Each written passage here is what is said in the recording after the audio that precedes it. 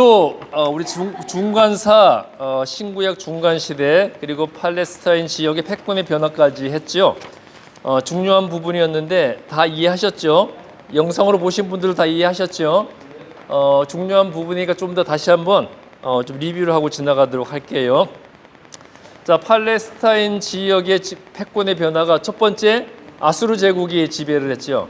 아수르 제국이 지배를 하다가 그 다음 세계를 지배한 나라가 어디였습니까? 아수르 다음에 이제 아수르 제국을 정복하고 바벨론 제국이 세계를 지배했고요. 바벨론 제국 시대에 포로로 끌려간 사람들, 유대 포로들이 예루살렘에 있는 성전은 다 불타버렸죠. 바벨론에는 성전이 없어요. 그래서 자기들끼리 모여서 예배하고 기도하고 율법과 성경을 연구하기 위해서 뭘 세웠다 그랬죠? 회당을 세웠어요. 그리고 유대 땅으로 귀환한 자들도 성전도 재건했지만 성전은 제사의 장소고 여전히 율법을 연구하고 또 성경을 배우고 기도하고 친교할 장소로 공회를 세웠고요. 그러니까 구약에는 분명히 공회라는 게 없었는데 신약에 오면 공회래. 회당. 구약에 보면 회당이 없었는데 신약이 오면 회당이 생겼죠. 그 회당도 이렇게 중간사 시대에 세워진 거고요. 그리고 회당에서 사람들에게 율법을 가르치고 성경을 연구했던 사람들이 서기관이에요. 그래서 회당이 생기면서 서기관이라는 게 생겨나게 된 겁니다. 그러니까 구약에도 서기관이라는 직업이 없었는데 신약이 갑자기 서기관이 등장했죠. 그러니까 중간사 시대 바벨론 포로 시기에 회당이 세워지면서 회당에서 말씀을 가르치고 성경을 연구하는 서기관이라는 직업이 생겨나게 된 거예요. 그리고 이제 바벨론 제국에서 포로로 있다가 세 차례에 걸쳐서 포로 귀환을 했죠. 포로 귀환을 했다고 해서 유다 왕국이 독립된 건 아니었죠. 그냥 고향 땅에 돌아가서 살게 해준 것이고 성전을 재건하게 해준 것이지 여전히 바벨론 바사 제국의 지배하에 있었습니다. 그냥 여전히 바사 제국의 지배하에 있으면서 예루살렘으로 돌아온 자들이 성전을 재건해서 그곳에서 살게 된 것이고 그러니까 유다 왕국이 독립한 것이 아니고 바벨론 포로에서 귀환해서 성전을 재건하고 그곳에 모여 살던 유대인들을 뭐라고 부르기 시작한다 그랬죠? 유대교. 그러니까 독립된 국가가 아니라 이제 종교 공동체를 이루고 살게 된 거예요. 그래서 처음 그런 사람들을 유대교라고 부르게 된 거죠. 유대교 그때 처음 생겨나게 된 거예요. 그러니까 이제 바벨론 포로 귀환 시기에 스룹바벨이 1차로 귀환을 해서 성전을 재건했고 성전을 재건한 후에 에스라가 2차로 사람들을 이끌고 귀환을 해서 성전을 재건한 이스라엘 백성들에게 영적 부흥을 일으켰죠. 그래서 유대교의 토대가 그때 에스라 시대에 포로 공동체를 통해서 이제 유대교의 기초가 세워지게 된 거예요. 자, 바벨론 다음에 세계를 지배한 데가 어디입니까? 바사 제국, 페르시아 제국. 훨씬 넓은 제국을 확장을 했죠. 빨간 게 바벨론이었어요. 근데 이제 브라운, 갈색 선이 바사 제국.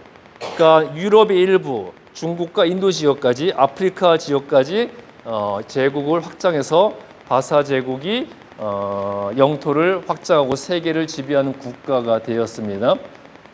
자, 아수르 제국, 바벨론 제국, 바사 제국 점점 영토가 넓어지고 있죠. 그렇죠? 점점 넓어지고 있어요. 왜 영토가 점점 넓어졌을까요? 자, 아수르 제국과 바벨론 제국과 바사 제국이 차례로 세계를 정복하면서 영토는 점점 확장이 되었고 그 다음에 그리스 제국과 로마 제국을 거치면서 최고조로 영토가 확장이 되었잖아요. 왜 영토가 점점 확장되게 하셨을까요? 다 하나님의 섭리 가운데 있는 거잖아요. 그러니까 지난주 배운 내용을 봤을 때 왜 영토를 점점 확장하도록 하셨을까요?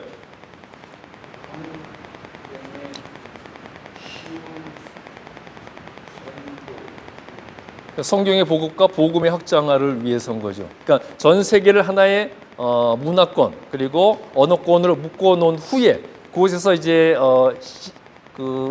히브리어 구약 성경이 헬라어로 번역이 되어서 통일된 언어 헬라어로 구약 성경이 보급이 되고 또 신약 시대는 아예 처음부터 헬라어로 성경이 쓰여지고 그리고 예수님과 그 사도들이 어디든 가서 자유롭게 복음을 전할 수 있는 그런 토대를 마련하기 위해서 하나님께서는 제국의 영토가 점점 확장되도록 하셨고, 그리고 이제 그리스 제국과 로마 제국에 이르러서는 영토의 확장이 최고조에 달하게 된 건데, 이것을 예언했던 구약 성경이 있습니다. 기억하세요? 수요일에 성경 인물 연구 공부하셨던 분들은 다 배웠던 건데요. 자, 다니엘 2장을 보게 되면 바벨론 제국을 건설한 느부갓네살 왕이 한 꿈을 꾸었습니다. 자, 느부갓네살 왕이 바벨론 대제국을 건설하고 교만했겠죠. 내가 이 세계를 지배하는 자다. 내가 가장 강한 자다. 이 모든 것이 내 힘이다. 막 자기 스스로를 신격화하려는 그렇게 교만한 자리까지 올라갔을 때 이 느부갓네살 왕이 꿈을 꿨는데 도무지 무슨 꿈인지 모르겠는 거예요. 그래서 바벨론에 있는 모든 지혜자들, 그러니까 지혜자로 불리는 사람들, 박수, 술객, 점쟁이들을 다 불러서 자, 내 꿈을 해석하고 해몽해 보아라. 그러니까 그 지혜자들, 박수, 술객, 점쟁이들이 뭐라고 했겠어요? 꿈을 알려주시면 해몽해 드리겠습니다. 당연한 거잖아요. 그러니까 느부갓네살 왕이 뭐라고 그래요? 니들이 진정으로 가장 지혜로운 자들로서 술객이고 박수고 점쟁이라면 내가 꿈을 얘기 안 해줘도 내 꿈을 니들이 알아야 되는 거다. 그렇죠. 그냥 단순한 점쟁이, 술객이 아니라 특별한 신적 계시를 가진 선지자 같은 사람들로서 특별한 혜택을 받고 많은 영광을 누리는 자들이라면 니들은 내 꿈을 알아야 된다. 그러니까 내가 말 안 할 테니 내 꿈을 니들이 이야기하고 그 꿈을 해몽해라. 또 박수, 술객, 점쟁이들은 환장하는 거죠. 아니, 알려주시면 저희들이 해몽을 해보겠습니다. 느부갓네살 왕은 니들은 거짓 지혜자들이다.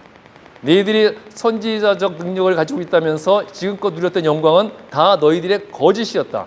그러면서 이제 어떤 명령을 내려요? 바벨론에 있는 모든 술객, 박수, 점쟁이들은 다 거짓 선지자 같은 자들이니 다 죽여버리라 그런 거예요.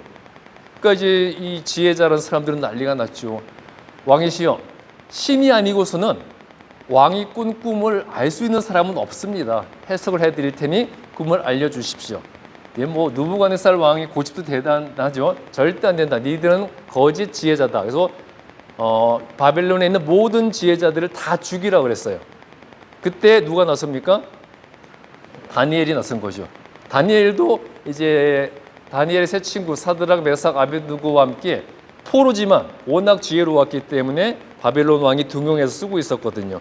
그래서 다니엘이 느부갓네살 왕에게 가서 제가 하나님께 기도해보고 꿈에 대해서 말씀해 드리겠습니다. 제게 시간을 주시면 가서 기도해보고 왕의 꿈을 제가 알려드리고 해석해 드리겠습니다. 가서 기도했을 때 하나님께서 느부갓네살 왕의 꿈을 다니엘에게 알려주셨어요. 의미도 알려주셨고요. 그래서 이제 다니엘이 느부갓네살에게 가서 왕이 이런 꿈을 꾸셨습니다. 기억하세요? 어떤 꿈이었는지? 어떤 꿈이었어요? 그렇죠. 왕이 꿈에서 큰 신상을 보셨습니다. 근데 그 신상이 일반적인 우상의 신상이 아니라 사람의 모습을 하고 있는 신상인데, 그러니까 사람의 모습을 하고 있는 큰 신상을 보셨는데 그 모습이 찬란하고 특이하고 무서웠습니다. 그 신상의 얼굴은 뭐로 되어 있고요? 얼굴은 금으로 되어 있고 양팔과 가슴은 은으로 되어 있고 배와 허벅지는 노스로 되어 있고 종아리는 쇠로 되어 있고 두 발은 일부는 쇠, 일부는 흙으로 되어 있는 그런 신상을 보셨습니다.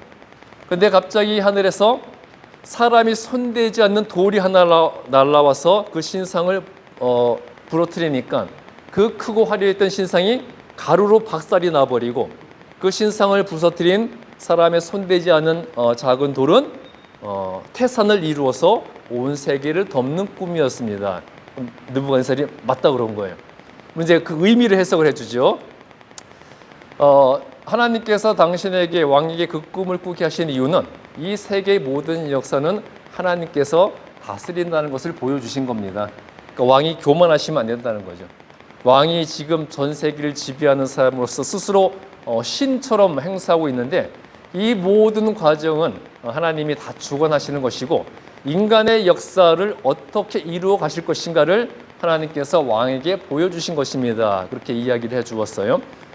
보통 신상 그러면 어떤 사람들이 신으로 섬기는 우상의 형태가 될 텐데 이 신상은 사람의 모습이었거든요. 그러니까 그것은 결국 사람이 이루어 나가는 역사를, 사람이 이루어 나가는 모든 역사는 하나님께서 주관하신다는 것을 보여준 꿈이었어요. 그럼 해석해 주기를, 신상의 금으로 된 머리는 바로 왕이십니다. 그러니까 바벨론 제국과 느부갓네살 왕을 의미하는 거라는 거예요. 그 다음에 은으로 된 두 팔과 이 가슴은 왕 다음으로 새롭게 생겨날 나라입니다. 어느 나라겠어요? 바사 제국이죠. 그 다음에 배와 허벅지는 노스로 되어 있는데 그 다음에 일어날 나라입니다. 어느 나라겠어요? 바사 제국 다음에 어디예요? 그리스 제국이죠. 그 다음에 또 새로운 나라가 나타날 것인데 두 다리가 쇠로 되어 있는 그 나라입니다. 그러니까 쇠는 가장 강한 거잖아요. 무엇이든 다 부수는 거죠. 그 제국이 가장 큰 힘을 가지고 무엇이든 부수는 힘으로 가장 큰 제국을 형성하게 될 것입니다. 그 다음에 두 발은 일부는 쇠, 일부는 흙. 무슨 의미겠어요? 자, 로마 제국이 두 종아리 쇠로 되어 있었죠. 가장 강한 나라였어요. 근데 두 발은 일부는 쇠, 일부는 흙으로 되어 있었다는 것은 로마 제국 이후로는 절대적인 힘을 가지고 전 세계를 통일한 나라는 없다는 거예요. 일부는 쇠, 일부는 흙으로 되어 있다는 것은 일부 나라는 강한 나라도 있고 또 흙으로 된 거, 일부 나라는 약한 나라도 있고. 즉 로마 제국 이후로는 전 세계를 지배한 국가가 없죠. 뭐 강한 나라도 있고 지금까지 약한 나라도 있고요. 그러니까 인간의 모든 역사를 인간이 이루어 나가는 모든 역사를 보여주는 그런 환상이었어요. 근데 갑자기 하늘에서 사람이 손대지 않는 돌이 날아와서 신상을 부서뜨리고, 그럼 그 돌은 누구를 의미하는 걸까요? 하나님이 보내신 돌로서 그리스도 예수를 상징하는 거겠죠. 그러니까 인간의 역사에, 인간이 이루어 나가는 그 모든 역사를 상징하는 신상을 하늘에서 내려온 돌이 부서뜨리고 그 돌이 온 세상을 덮는 태산이 되었다는 것은 그 모든 인간의 역사를 다스리는 분은 하나님이시고 이 땅에 오실 그리스도 예수라는 것을 보여준 그런 환상이었어요. 그러니까 이 제국의 지금 형성 과정이 그 계시를 이루어 나가는 과정이죠. 아수르 제국, 바벨론 제국부터 해가지고 바사, 그리스, 로마 제국 계속해서 제국이 형성돼 나가잖아요. 자, 그렇게 해서 이제 바사 제국 다음에는 그리스 제국이 등장을 했죠. 그리스 제국의 알렉산더 대왕이 이제 전 세계를 하나의 언어, 하나의 문화로 통일을 했어요. 그래서 헬라어로 언어를 통일했고 헬레니즘으로 문화를 통일을 했습니다. 그래서 하나의 언어를 사용하는 하나의 문화권으로 제국이 형성되었고, 그때 어떤 일이 생겼다 그랬죠? 그리스 제국이 알렉산더 대왕이 죽은 다음에 두 신하가 나눠서 통치했다 그랬잖아요. 이집트를 통치하던 프톨레미 2세가 알렉산드리아에 살고 있는 유대인 지식인들에게 히브리어로 적혀 있는 구약 성경을 국제 공용어인 헬라어로 번역을 하게 했어요. 그래서 언어가 통일되어 있고 문화가 통일되어 있는 상태에서 히브리어 성경을 헬라어로 번역하면서 모든 사람들이 이제 국제 공용어인 헬라어로 번역된 성경을 볼 수 있게 되었고, 그때부터 이방인이지만 하나님을 믿는 경건한 사람들이 생겨나게 됐습니다.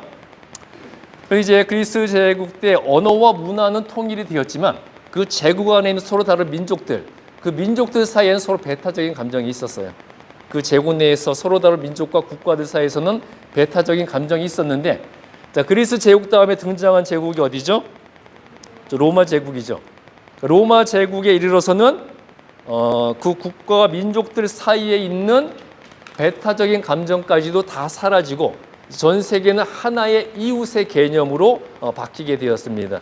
그러니까 그리스 제국을 거치면서 문화와 언어가 통일이 되었고요. 로마 제국에 이르러서는 그 제국 내에 있는 민족들 사이에 서로 적대감, 배척감이 다 없어지고 하나 이웃이 된 거예요. 그래서 그 팍스 로마나라는 말 들어보셨어요? 팍스 로마나, 로마의 평화. 로마가 통치하는 모든 제국은 하나 이웃으로서 평화를 누린다는 이제 그런 의미였죠. 팍스 로마나 시대에 이제 그 제국 내에 민족들 사이에 배타적인 감정 다 사라지고 어디든지 내가 가고 싶은데 갈 수 있는 거예요. 그러니까 이제 그리스 제국 시대에 만일 예수님이 오시고 사도들이 사역을 했다면 언어는 통일되었지만 다른 민족이 있는 지역에는 가기가 힘들었을 거예요. 서로 다른 민족끼리 적대시하는 민족주의 감정 때문에. 그런데 로마 제국에 접어들면서 그것도 다 없어지고 온 세계가 하나 이웃의 개념이 됨으로써 로마 제국 내에서는 어디를 가든지 언어를 배울 필요 없죠. 여전히 헬라어가 국제 공용어였으니까요. 그리고 어디를 가든지 타인에 대한 배타적인 감정이 없었기 때문에 예수님과 예수님의 사도들이 어디를 가든 언어에 대한 어려움 없이 그리고 다른 사람 외지인에 대한 배타적 감정 없이 복음을 전할 수 있게 된 거죠. 그러니까 이 모든 로마 제국과 형성 과정을 통해서 바로 다니엘 2장에서 하나님께서 누부갓네살에게 보여준 환상이 다 이루어지게 된 거죠. 그렇게 성취가 된 거예요. 그래서 이제 지난주에 말씀드렸듯이 로마 제국 시대에 시저가 실질적으로 로마 제국을 건설했습니다. 시저가 로마 제국을 건설을 했지만 황제가 되지 못하고 암살을 당했죠.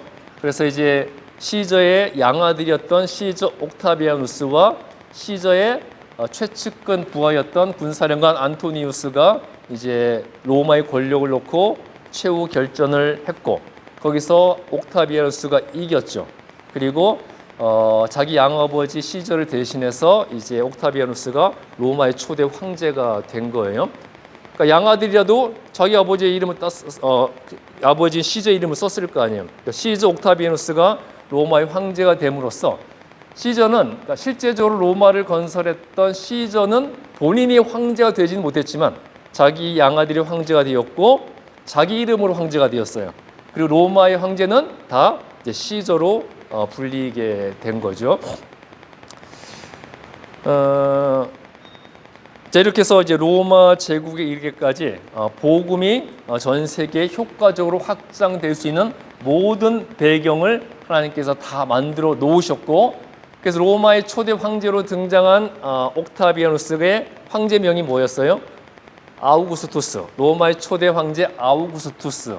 성경에는 뭐라고 나온다 그랬죠? 이름이 아구스도라고 번역이 됐다 그랬죠? 아구스도. 그래서 이제 아우구스투스 황제, 아구스도, 가이사 아구스도, 그러니까 시저 아우구스투스가 왕이 된 후에 첫 번째 내렸던 명령이 호적을 하라는 거. 왜? 초대 황제가 되었으니까 이제 국가를 재정비하고 행정 체계를 재정비해야 될 거 아니에요. 그러면 인구를 파악해야 되는 거잖아요. 로마 제국 내 인구가 얼마나 있는지 알아야 효과적으로 사람들을 배치할 것이고 행정 체계를 만들 수가 있었겠죠. 그래서 황제가 되어서 로마 제국 내의 모든 사람들에게 호적을 해라 명령을 내렸고, 그 명령에 따라 갈릴리 나사렛에 살던 마리아와 요셉도 호적하러 고향인 베들레헴에 가다가 거기서 예수님을 낳게 됨으로써 비가서에서 예언했던 대로 베들레헴에서 이 땅을 구원할 메시아가 태어나게 된 거죠. 그러니까 우리가 성경의 역사와 교회에서 배우는 성경의 역사와 학교에서 배우는 세계사가 서로 분리된 게 아니에요. 다 이렇게 연결되어 있습니다. 그러니까 모든 세계의 역사는 하나님의 섭리 가운데 이루어지고 있다는 거죠. 예, 지난주까지 이제 이 내용 우리가 다루었었고요. 예. 마지막 로마 제국이. 예. 저기 빨간 핑크가 로마 제국이죠. 그렇죠. 유럽, 아시아? 소아시아, 중동, 아프리카까지. 그러면 그 위에 예. 노란 색깔 사마티아, 로마니아 그 밑에 이런 데는 다 뭐예요? 뭐 그 당시 사람도 살고 있었겠지만 이제 미개인들, 문명화되지 않는 이제 그러니까 계속 영토를 확장해 나가다가 이 지역까지 확장을 했고 이제 요 정도까지만 확장이 된 거죠. 요 위에 있는 흔히 말하던 그 당시 야만인 지역은 이제 개척은 안 된 거였죠. 우리는 국도니까 저쯤 있겠죠. 야만인이었어요? 아니게. 그러니까 이 당시 역사가 이 유럽과 중동, 아프리카 중심으로 이루어졌던 거였죠. 그래서 이제 물론 이제 말도 안 되는 주장이지만 한국의 선조가 단군이잖아요. 이스라엘의 지파 중에 단지파가 있죠. 그 단지파가 한국으로 넘어와서 단군이 되었다. 그렇게 주장하는 사람들도 있어요.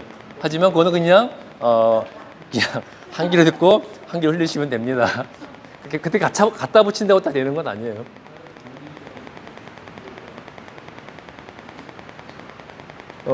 이제 오늘 이제 교재 41페이지 보겠습니다. 자, 중간 시대 유대 민족의 분파. 자, 중간 시대에 여러 가지 파벌이 발전하게 되었어요. 모든 파마다 외적인 것을 강조한 것으로 바뀌게 되었습니다. 그러니까 외적인 것을 강조한다는 것은 행위, 행실을 강조한다는 거죠. 자, 행위와 행실을 강조하는 게 뭐예요? 율법이죠. 자, 율법을 강조하는 것으로 바뀌게 되었다는 거예요. 그러니까 중간사 시대에 유대 민족이 여러 파로 나뉘게 되었는데 각 파마다 행위와 행실, 그러니까 율법을 강조하는 그런 경향을 가지게 되었다는 거죠. 자, 구약 시대에는 이스라엘 민족들도 많은 우상을 섬겼었죠. 우상 숭배가 보편적이었는데 이제 중간사 시대에는 여러 가지 역사적 과정을 거치면서 율법을 지킴으로써 거룩함을 추구하는 것으로 바뀌게 되었어요.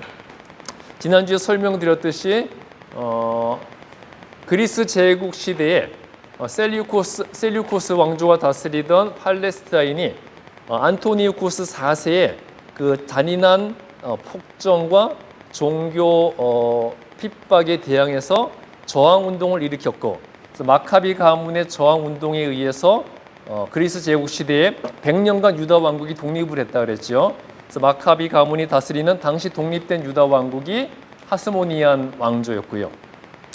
그러니까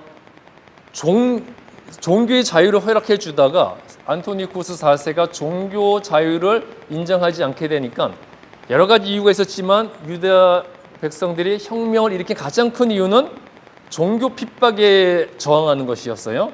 종교의 자유를 얻기 위해 혁명을 일으킨 것이고, 그렇게 해서 혁명이 성공해서 유다 왕국이 독립한 것이기 때문에 당연히 무엇을 강조했겠습니까?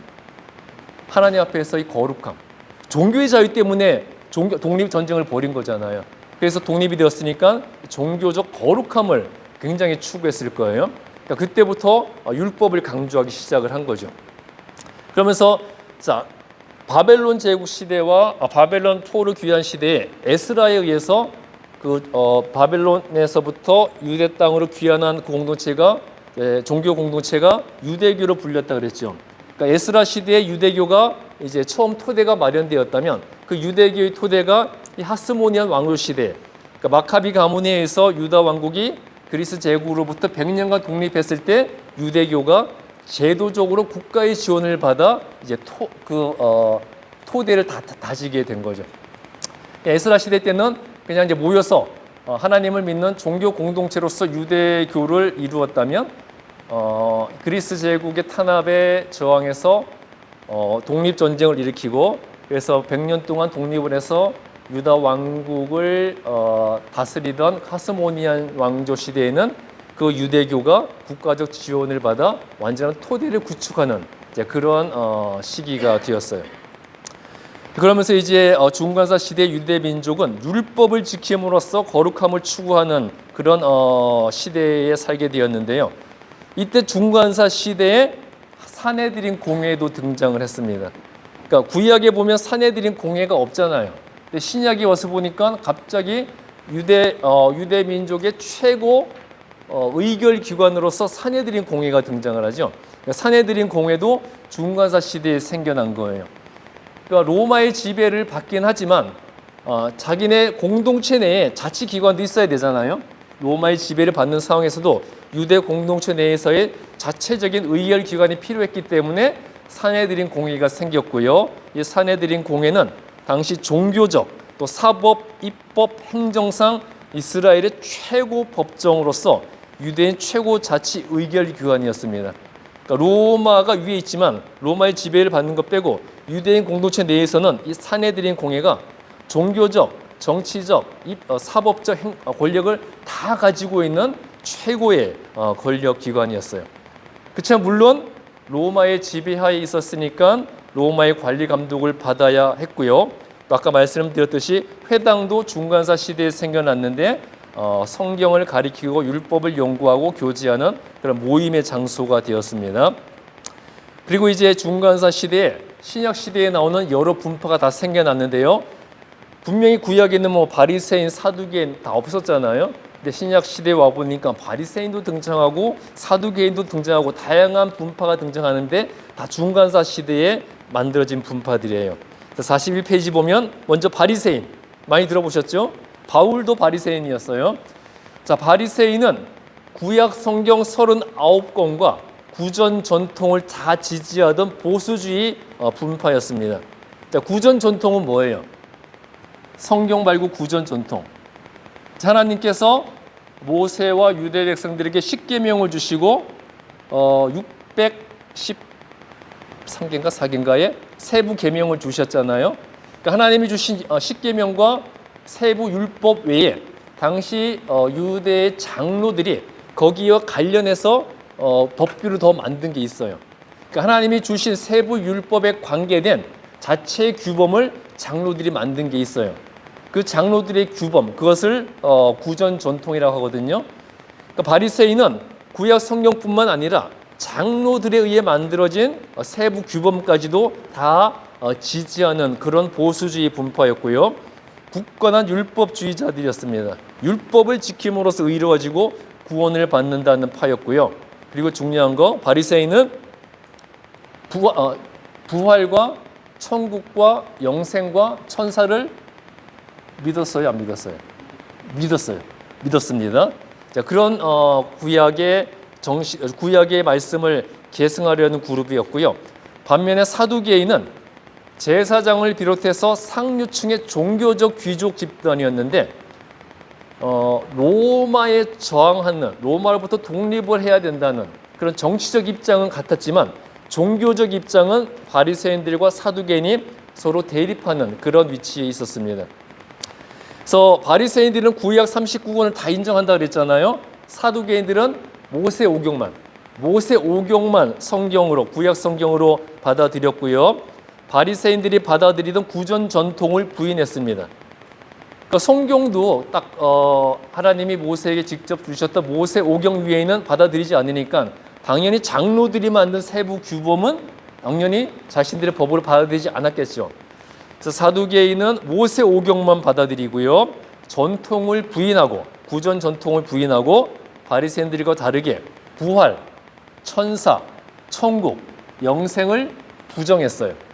즉 사두개인들은 어떤 삶을 추구하는 사람이었겠습니까? 현세에서의 영광과 축복만을 누리려고 했던 자들이었어요. 영생은 없다는 거예요. 천국도 없고 죽으면 끝.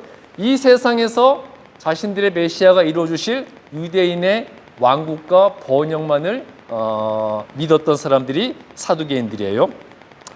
그러니까 신약 시대에 와서 유대인들의 최상위 권력 분파가 이 바리새인들과 사두개인들이었어요. 근데 이 종교적 입장이 달랐기 때문에 서로 대립하는 그런 관계에 있었습니다. 세 번째는 서기관. 아까 서기관 말씀드렸죠. 구약 성경과 전통을 연구하고 율법을 가르치고 해석하는 사람들. 그러니까 회당이 세워진 이유로 이제 사람들에게 말씀을 가르치고 율법을 가르치고 성경을 연구하는 그런 사람들이 서기관이고요. 그 다음에 헤롯 땅. 헤롯 땅은 헤롯 가문이 이방인인데도 유다 왕국의 왕가가 되어서 유다 왕국을 통치했잖아요. 그 헤롯 가문의 권력 유지에 전념하던 유대인들이었습니다. 분명히 헤롯 가문은 유다의 배신자들이었어요. 이방인으로서 유다 왕국의 유대인들의 왕이 되어 있는데 그 권력에 빌붙어서 헤롯 가문의 권력 유지를 위해 힘쓰던 그런 유대인들이 있었다는 거죠. 그러니까 그 사람들이 또 헤롯 땅을 이루고 있었어요. 자, 지난주에 어떻게 헤롯 가문이 유다 왕국에 등장하게 된지 설명해 드렸죠. 우리 장미지 사님 냈던 그 퀴즈에도 나오는데 하스모니안 왕조, 그러니까 그리스 제국으로부터 100년 동안 독립했던 유다 왕국이 영토를 넓히기 위해서 에돔족 속의 나라를 정복했습니다. 하지만 포용 정책을 펼쳤다 그랬죠. 그래서 에돔 땅을 정복했지만 똑같이 그대로 살게 해줬어요. 그리고 에돔 왕도 나라를 빼앗겼으니까 왕은 아니지만 유대 왕국의 속국으로서 왕은 아니지만 총독이 되어서 계속 자기 나라를 다스리게 해줬고요. 그러니까 은혜를 입은 거잖아요. 나라를 정복했지만 그대로 살게 해줬죠. 왕도 총독으로서 계속 자기 나라를 통치하게 해줬죠. 이제 그 사람이 이름이 뭐라 했습니까? 안티파스가 나라를 빼앗겼지만 총독으로서 계속 자기 나라를 다스리고 있었어요. 그러다 안티파스가 죽고 그러니까 안티파스가 헤롯 왕의 할아버지고 안티파스가 죽고 안티파스의 아들이 안티파터가 이제 아버지의 총독 자리를 물려받았는데 이제 유다 왕국을 배신을 하죠. 로마가 점점 힘을 키우고 있으니까 로마에 빌붙어서 로마 제국의 폼페이 장군이 예루살렘을 침공해 올 때 자기들에게 은혜를 베풀었던 유다 왕국을 배신하고 로마에 붙어서 함께 예루살렘에 쳐들어오고 예루살렘을 멸망시키는 일에 협조를 해버렸습니다. 완전 유대인들에게 원수인 거죠. 반역자인 거예요. 하지만 로마 폼페이 장군의 입장에서는 자기의 충실한 조력자가 된 것이니까 유다 왕국을 멸망시킨 후에 폼페이가 그 안티파터를 로마의 행정관으로 임명했다고 그랬어요. 왕으로서 유다 왕국을 다스리던 마카비 가문의 사람들은 그냥 제사장만 하게 하고 정치적 행정적 권력은 그 안티파터에게 집정관으로서 그 권력을 줬는데 폼페이가 죽고 이제 시저가 로마의 권력을 잡았을 때 승진하게 되죠. 안티파터가. 시저는 이 안티파터를 이제 집정관이 아니라 행정관에 임명함으로써 유다 전역을 통치하게 만들어줬어요. 그래서 당시 제사장으로서 종교적 권력을 가지고 있던 마카비 가문의 사람들은 일부 한 지역의 총독으로 그냥 이제 강등시켜 버리고 유다 땅의 대부분의 권력을 안티파터에게 줬습니다. 그래서 유다의 행정관으로서 모든 권력을 쥐게 된 안티파터가 자기 작은 아들 헤롯을 데리고 와서 갈릴리의 총독으로 임명을 했어요. 그러면서 이 헤롯이 이제 유다 왕국의 역사에 등장하게 되는 거죠. 자, 그런데 시저가 암살당해 버렸잖아요. 시저가 암살을 당해 버리고 로마의 정세가 불안해지니까 그때 유대 땅에서 유대인들이 안티파터를 암살을 해 버렸어요. 그러니까 안티파터의 아들로서 갈릴리 총독이었던 헤롯은 자기 가문을 지지해주던 시저도 죽었고 로마의 정세는 불안정하고 자기 아버지는 암살당했고 그래서 이집트로 도망을 갔죠. 이집트로 도망갔다가 다시 로마로 가서 원로원을 상대로 로비를 했어요. 그래서 자기를 유다 땅의 왕으로 임명해주면 절대 충성하고 조공을 확실하게 바치겠다. 그래서 이제 로마의 원로원이 유다 땅에서 쫓겨나 도망온 사람을 유다의 왕으로 임명을 해줘 버린 거예요.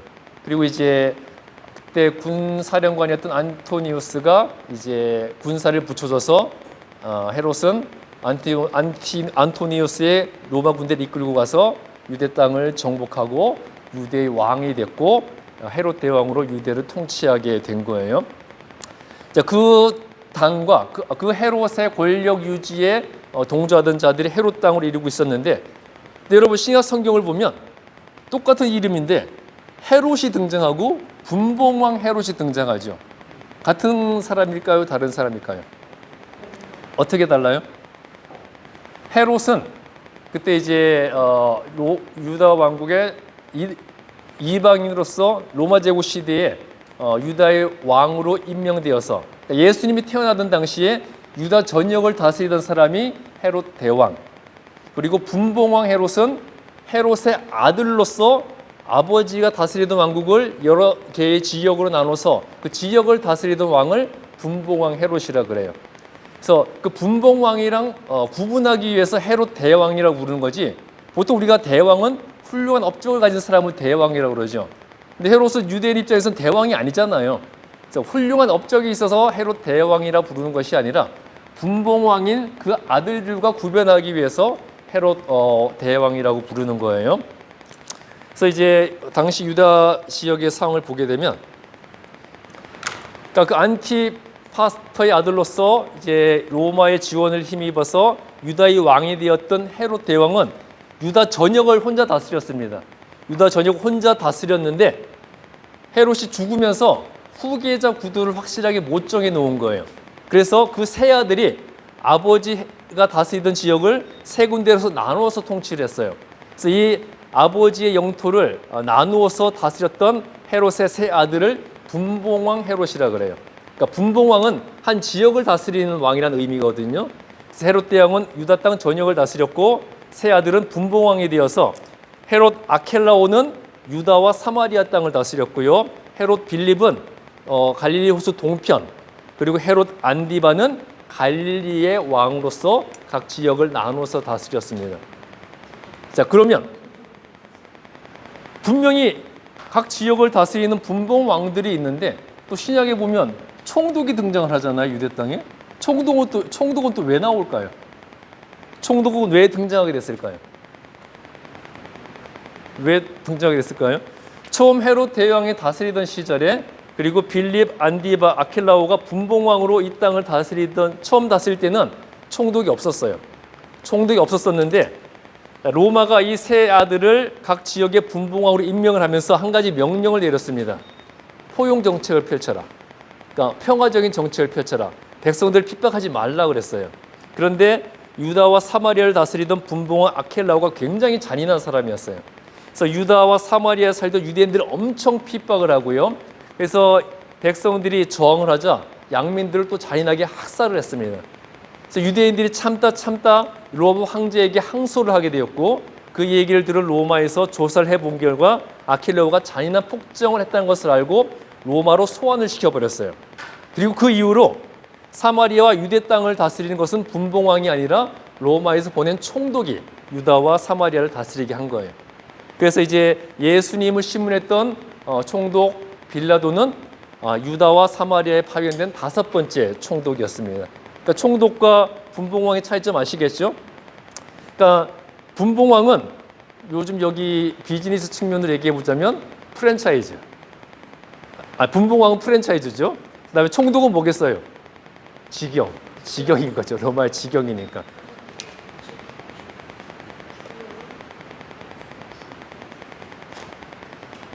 어쨌든 이제 갈릴리와 갈릴리 동편과 그다음에 갈릴리 지역과 갈릴리 동편 지역은 이제 프랜차이즈로 이제 분봉왕을 세워서 다스리게 한 것이고, 유다와 사마리아 땅은 직접 총독을 파견해서 다스리게 한 거죠. 그러니까 총독과 분봉왕의 차이점은 아시겠죠? 자, 이렇게 예? 그다음 헤롯 땅이 이렇게 유지가 돼 있고요. 5번째 열심당. 열심당은 뭐냐? 자, 로마와 헤롯의 정치적 반대파였습니다.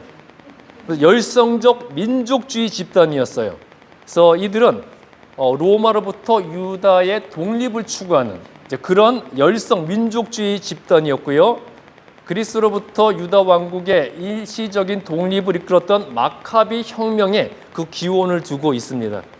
그리고 이들은 유다가 모세의 시절과 같이 신정 정치로 돌아가기를 원하는 굉장히 극렬한 민족주의 집단이 열심당이었고요. 그다음에 에세네파. 자, 에세네파는 쿰난 공동체로도 불려요. 왜 쿰난 공동체로 불렸느냐? 쿰난 지역에 살았기 때문에. 자, 쿰난 공동체로 불리면서 경건한 유대 공동체였고요. 일상생활과 종교생활의 부패를 피하기 위해서 쿰난 지역의 동굴의 운둔에 살았습니다. 그러니까 세상에 살면 타락할 수 없다고 세상으로부터 스스로 고립되어서 자기들끼리 속세를 등지고 은둔해서 살던 그룹이었어요. 지도를 보시면, 자, 여기 지도를 보세요. 보시면 이게 사해입니다. 사해. 그리고 여기 요단강이고 사해고요. 이거 예루살렘 동편에 사해 바로 옆에 있는 요 옆에 이제 쿰난이라는 지역이 있었는데요. 이 쿰난이라는 지역에 있는 그 지역에는 많은 동굴들이 있었어요. 그 동굴에 응거하며 살던 집단이었어요. 그러니까 사해 바로 옆에 쿰난이라는 지역이 있었고, 또 쿰난에는 이렇게 많은 동굴들이 있었는데 이 동굴에 은둔하면서 종교적 경건성을 추구했던 그런 그룹이었는데요. 이렇게 쿰난 지역에 살았기 때문에 쿰난 공동체로 불리는 사람들이 에세네파였고, 그런데 이 쿰난 동굴에서 굉장히 중요한 사건이 발생을 하죠. 아시는 분 계십니까? 써 있잖아요. 이들이 거주하던 동굴에서 1947년 사해사본이 발견이 되었습니다. 그러니까 이 사해사본은 지금까지 발견된 구약 성경 사본 중에서 가장 오래된 것으로 알려지고 있어요. 그러니까 BC 사해에서 발견됐으니까. 그러니까 말씀 보시면 사해 바로 옆에 쿰난이라는 지역이 있다 그랬잖아요. 이 지역에서 발굴되었기 때문에 사해사본이라고 불러요. 데드시 스크롤이라고 불리죠. BC 3세기에서 1세기에 거쳐 쓰여진 사본으로 여겨지고 있고요.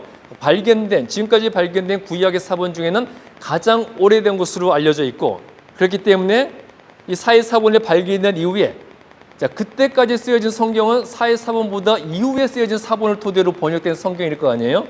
그럼 사해사본이 발견됨으로써 그때 사용하던 구약 성경이 얼마나 정확한가, 그것을 증거하는 주요 자료가 되었습니다. 어떻게 이 사해사본이 발견되었냐면, 사해 바로 옆에 쿰난이 있다 그랬죠. 사해 주변에서 양을 치던 목동들이 양을 잃어버렸어요. 양을 찾아서 이 쿰난까지 왔는데, 쿰난이 와보니까 동굴이 많잖아요. 그러니까 양을 찾기 위해서 동굴 하나하나를 다 들어가기 힘들고, 또 동굴이 들어가보기도 무섭잖아요. 길고 같고 어두우니까. 그래서 동굴 밖에서 돌을 던져본 거예요. 그래서 그 안에 양이 숨어 있으면 양 소리가 날 거잖아요. 그래서 어느 동굴 입구에서 돌을 던졌는데 항아리 깨진 소리가 나는 거예요. 그래서 뭔 소리가 하고 들어가 봤더니 항아리 안에 보관되어 있는 성경 사본이 있었던 겁니다. 그게 사해사본이에요. 그때부터 이 사해 주변을 적극적으로 발굴하다가 사해사본이 다 발견이 됐는데, 구약 성경 39권의 사본을 다 발견했습니다. 그러니까 제일 처음 항아리가 깨지면서 발견된 거는 이사야서 사본이었어요. 그 항아리 깨진 동굴에서 39개의 사본이 다 발견된 것이 아니라 거기서 이사야 사본이 발견되니까 이 주변에 사본이 더 있을 것이다. 몇 년에 걸쳐서 발굴 작업이 이루어졌고요. 그래서 이 사해 주변에서, 쿰난 지역 주변에서 구약 성경 39권의 사해 사본이 다 발견이 되었어요. 그럼 그 사본하고 그 이후에 있는 발견되는 특정 사본하고 내용이 얼마나 일치가 돼요? 그러니까 일치 안 되는 게 있었겠죠. 그러니까 아까 말씀드렸듯이 그때까지 사용하던 구약 성경이 얼마나 정확했느냐, 그것을 정확성을 증명하는 주요 자료가 사해사본이 되었다는 거죠. 다음 페이지 보시면 사해사본들 그 사진이 나오죠. 이거는 사해사본 예레미야 48장의 사본이고요. 옆에는 사해사본 이사야서의 사본이에요. 이 사해사본이 전 세계를 돌면서 전시를 합니다. 2006년인가 2007년에 LA도 왔었어요. 제 기억 2007년 같은데 2006년이었나? 그때 LA에 있는 사이언스 센터에서 이 사해사본 전시회를 했었었죠. 또 언제 올지 모르겠어요. 2006년에 LA에 왔었고, 그러니까 전 세계에 다니면서 이제 사해사본을 전시하는 이제 그런 일도 있습니다. 그래서 이제 SNF파 쿰난 공동체가 거주하던 지역에서 이제 사해사본이 발견이 되었고요. 그다음에 세 번째, 외경, 위경과 70인역 성경. 자, 구약 70인역 성경, 그러니까 히브리어를 헬라어로 번역해 놓은 성경이 이 중간사 시대에 나왔다 그랬죠. 그 그리스 제국을 나눠서 통치하던 프톨레미 왕조가 이제 알렉산드리아에서 히브리어, 헬라어 구약 헬라어 70인역 구약 성경을 만들었고요. 또 정경화 작업이 다 이 중간사 시대에 이루어진 겁니다. 수많은 문서와 자료들 중에 하나님의 말씀으로서의 가치를 가진 자료를 분류하는 작업이 정경화 작업이라고 했잖아요. 그 정경화 작업이 바벨론 포로기 때부터 시작됐다 그랬죠. 바벨론 포로기부터 시작이 되어서 중간사 시대 이 시대에 구약 성경 39권의 정경화 작업이 거의 다 이루어졌습니다. 그래서 신약이 시작될 때는 39권의 구약 성경의 정경화가 거의 다 끝나가고 있었어요. 그래서 모든 정경들 39권의 구약 성경 정경이 이때 결정이 되었고요. 근데 하나님의 말씀으로서의 성경인 정경 외에 39권의 구약 성경 외에 외경과 위경들도 이때 나왔어요. 자, 외경과 위경 들어보셨습니까? 외경은 뭐냐? 외경. 하나님의 말씀으로서의 신적인 가치를 가진 것으로는 인정되지 않지만 신구약 중간사 시대에 대한 종교적, 역사적 통찰을 제공해서 역사적, 도덕적 가치가 인정되는 문서들. 하나님의 말씀으로서의 성경의 가치는 없어요. 그러나 역사적, 종교적, 도덕적 가치가 인정되는 그 문서들을 외경이라고 불러요. 캐톨릭 성경을 보시면 이 외경들이 포함이 되어 있습니다. 우리 개신교는 외경을 성경을 인정을 안 해요. 하지만 캐톨릭 성경을 보시면 이 몇 권의 외경들이 뒤에 부록처럼 붙어 있어요. 로이지스님 기억하십니까? 외경이 붙어 있죠. 그러니까 뭐 우리는 잘 모르는 무슨 지에서 토비서 그런 이제 외경들이 부록처럼 붙어 있어요. 그러니까 이 외경은 우리 개신교도 성경 정경으로서 인정 안 하지만 종교적, 역사적, 도덕적 가치는 인정하는 문서예요. 그런데 위경은 뭐냐? 위경은 뭐겠어요? 어감상, 위경. 위조된 문서라는 거죠. 위조된 거죠. 그래서 저자나 연대가 허위이고요. 내용도 신뢰하지 못하는 자료들입니다. 그러니까 위경 중에는 이런 내용도 있어요. 예수님과 막달라 마리아가 눈이 맞았다.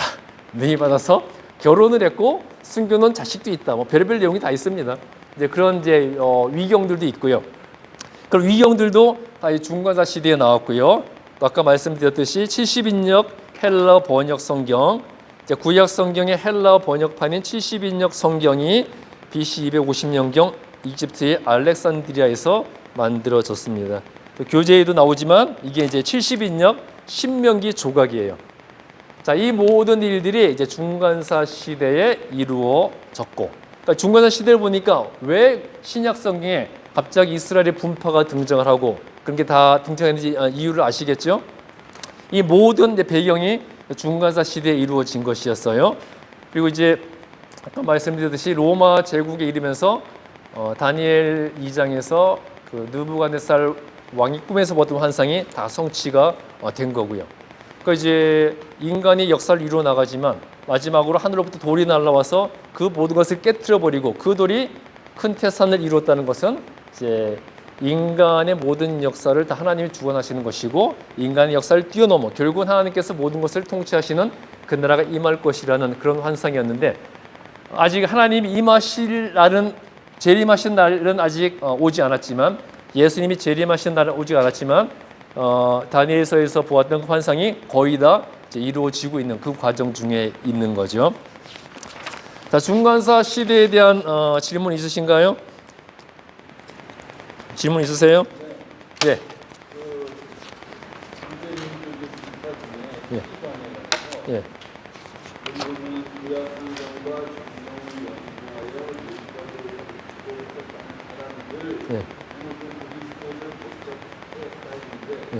그게 율법과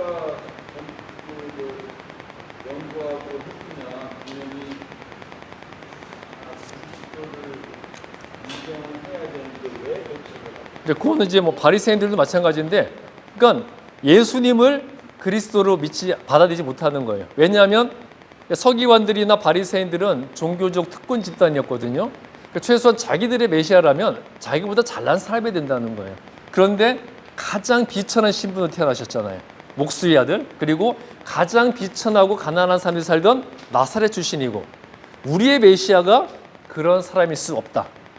그게 첫 번째 이유고, 그리고 예수님께서 종료주일날, 그러니까 십자가에 못 박히시기 전 5일 전 주일날 예루살렘에 입성하실 때 예루살렘의 많은 사람들이 예수님을 메시아로 환영했잖아요. 왕으로 영접했잖아요.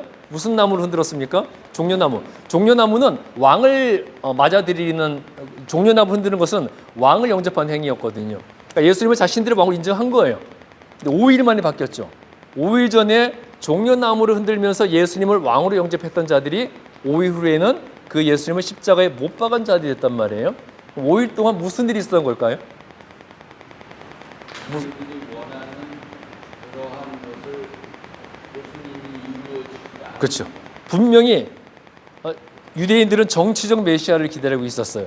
로마로부터 자기들을 해방시켜주고 그리고 이제 유대인들이 다스리는 세계를 건설할 그런 메시아를 기다리고 있었는데, 그러면 그런 메시아가 오셨으면 예루살렘에 입성하자마자 제일 먼저 무엇을 했어야 될까요?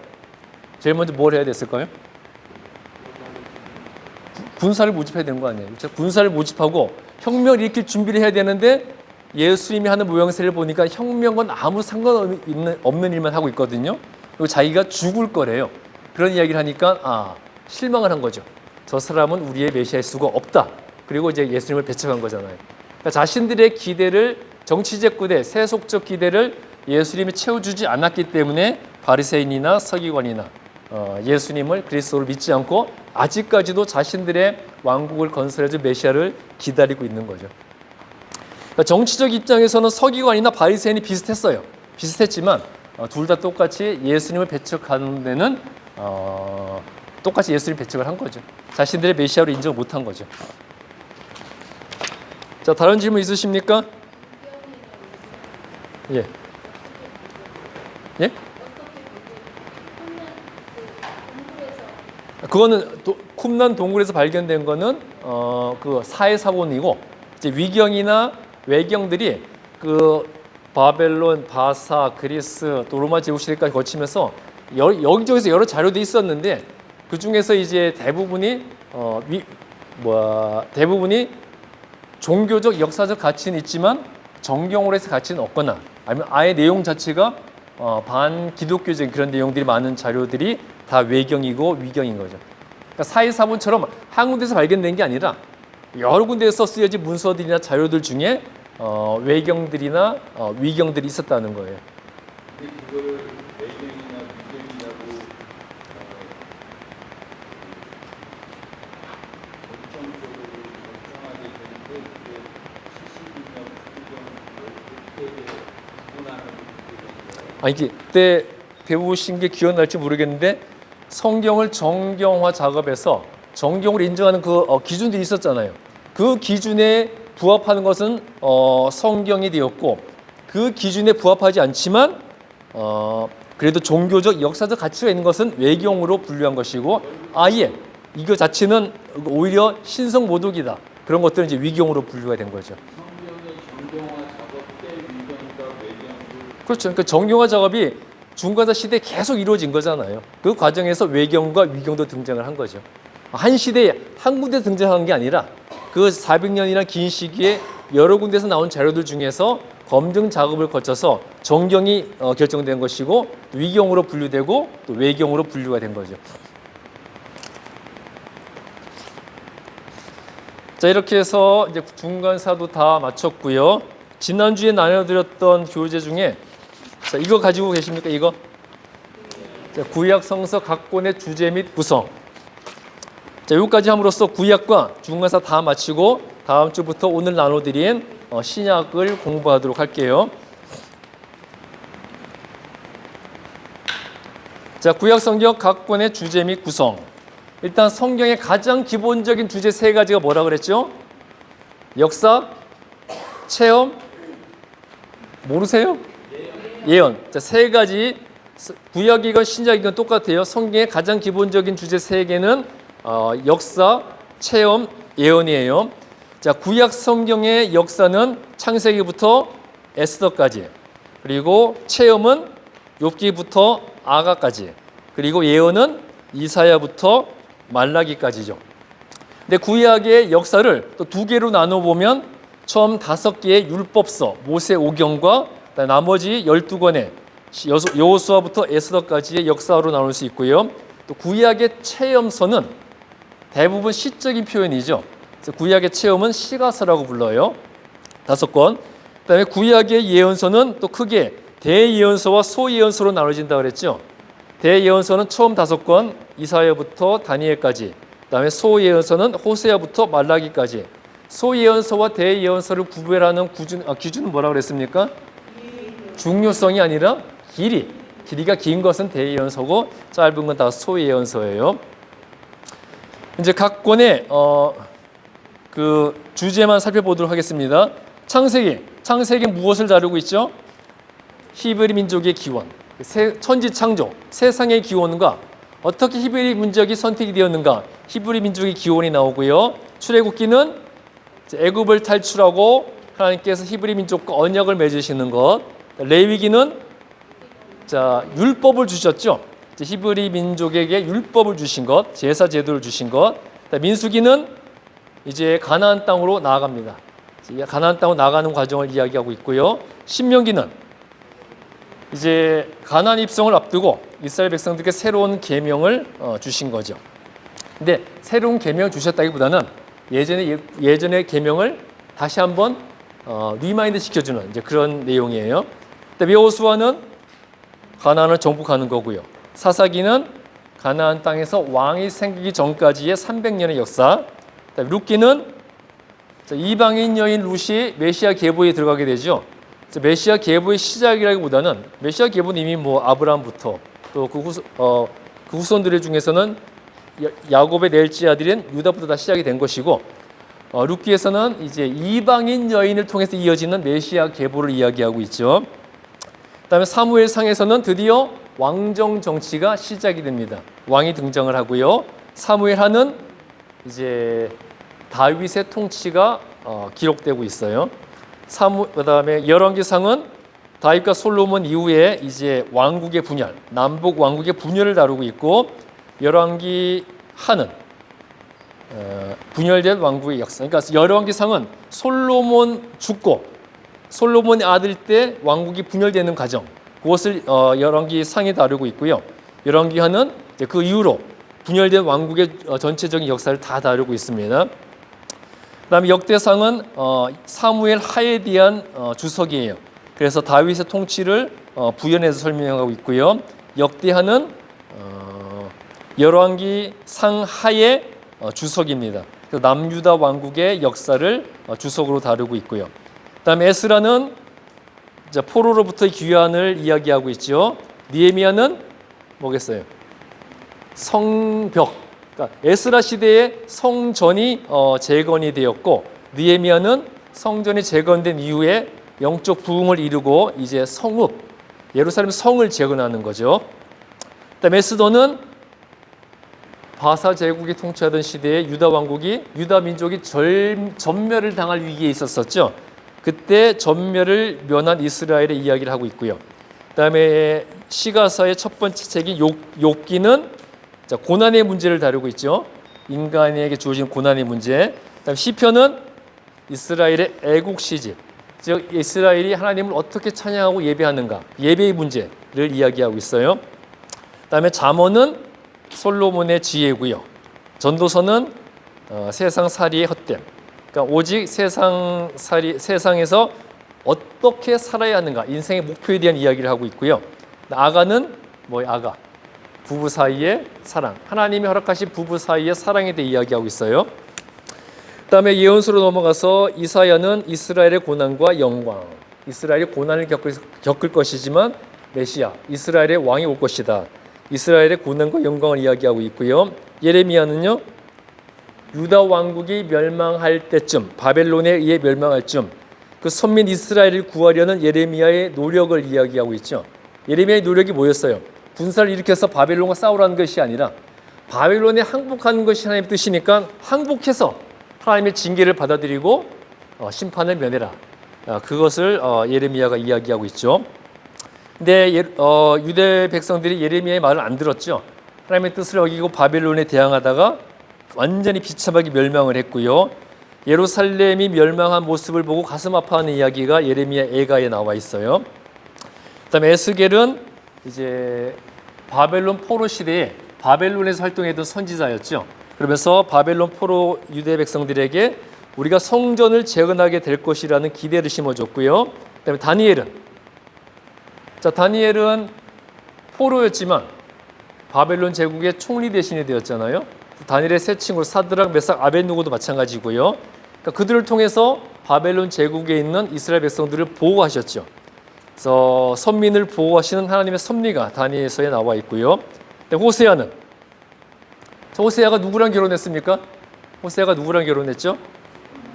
가장 음란한 창녀, 이름이 기억이 안 나요. 고멜과 결혼을 했죠. 그것을 통해서 이스라엘 백성들을 사랑하시는 하나님의 마음을 이야기하고 있고요. 요엘은 불순종하는 유다 왕국이 임할 하나님의 심판, 그러니까 메뚜기 재앙을 통해서 하나님의 심판을 예고하고 있어요. 아모스는 정의와 공의가 상실된 북이스라엘에 대한 하나님의 심판을 예언하고 있고요. 오바댜는 에돔에 대한 멸망. 왜? 바벨론이 유다 왕국을 침입할 때 그때도 에돔이 바벨론을 도왔거든요. 그래서 선민 이스라엘을 대적하는 자들을 하나님께서 어떻게 심판하시는가, 그것을 에돔의 멸망을 통해 보여주셨어요. 그다음에 요나서는 어떤 이야기가 있습니까? 요나에는 니느웨의 구원. 니느웨는 아수르의 수도였잖아요. 그러니까 이방인들까지도 구원하시고자 하는 하나님의 섭리가 나와 있고요. 그다음에 미가 메시아 왕국이 이스라엘 유다 백성들의 타락을 경고하면서 그러나 하나님께 돌이키면 우리를 구원할 참될 메시아가 오실 것이다. 메시아 왕국에 대한 소망을 이야기하고 있습니다. 그다음에 나훔은 니느웨의 멸망. 분명히 요나 시대에는 니느웨가 구원을 받았는데 나오면은 그 니느웨의 멸망을 이야기하고 있어요. 즉 구원은 어디에 달려 있다는 거예요? 우리의 행실, 신분과 지위가 아니라 하나님 앞에서 우리의 행실에 의해 구원을 받고 징계를 받는다는 것을 보여주는 거죠. 니느웨가 회개함으로써 구원을 받는 듯 보였지만 또다시 죄악을 범했기 때문에 심판받게 될 것을 이야기하고 있어요. 그다음 하박국은 이 세상을 통치하신 하나님의 주권. 하박국이 하나님께 따졌던 내용이 뭐였어요? 하박국이 하나님께 따졌던 게 왜 악인이 번영을 하고 의인이 고난을 받아야 합니까? 그 의문을 하나님께 따졌잖아요. 결국 하나님께서는 모든 것은 하나님이 다 통치하시고 하나님께서 악인과 의인을 그들의 행위에 따라 다 대가를 치르게 하신다는 이 세상 모든 것에 대한 주권이 하나님께 있다는 것을 하박국이 보여주고 있어요. 그다음에 스바냐는 계속 불순종하는 유다 백성들에게 임할 하나님의 심판을 선언하고 있고요. 그다음에 학개, 스가랴, 말라기는 바벨론 포로에서 귀환한 이후에 활동했던 선지자들이었어요. 그렇다면 학개, 스가랴, 말라기는 주로 무엇을 다루고 있을까요? 성전 재건이겠죠. 그래서 학개와 스가랴는 같은 시기에 활동했습니다. 그래서 바벨론 포로에서 돌아온 유대 백성들에게 성전 재건에 대한 이야기를 했고요. 말라기는 성전을 재건하고 에스라에 의해 영적 부흥을 이뤘지만 그 유다 백성들이 또 어떻게 됩니까? 또 불순종하는 거예요. 또 죄를 행하자 그들에게 향한 하나님의 최후 경고를 이야기하고 있고요. 그러면서 회개할 경우에는 다시 하나님으로부터 은혜를 회복하게 될 것이고 우리를 구원할 메시아가 오게 될 것이다. 그러니까 이 말라기는 메시아로 오실 그리스도와 그의 길을 예비할 세례 요한까지 예언을 하고 있죠. 그래서 세례 요한과 예수님에 대한 예언을 하면서 구약과 신약에 대한 연결점을 제시함으로써 말라기가 끝나고 있어요. 자, 이렇게 해서 이제 구약과 우리 중간사 시대 다 끝났습니다. 자, 질문 있으십니까? 자, 지금까지 배운 거 다 이해되시죠? 별로 대답이 자신이 없으신데요. 다 이해되시죠? 자, 중요한 거 중간사 시대의 역사를 통해서 하나님께서 이 세계의 역사를 어떻게 당신의 주권하에 이루어가고 있는가, 그래서 다 보여주고 계신 거예요. 자, 그럼 반장님.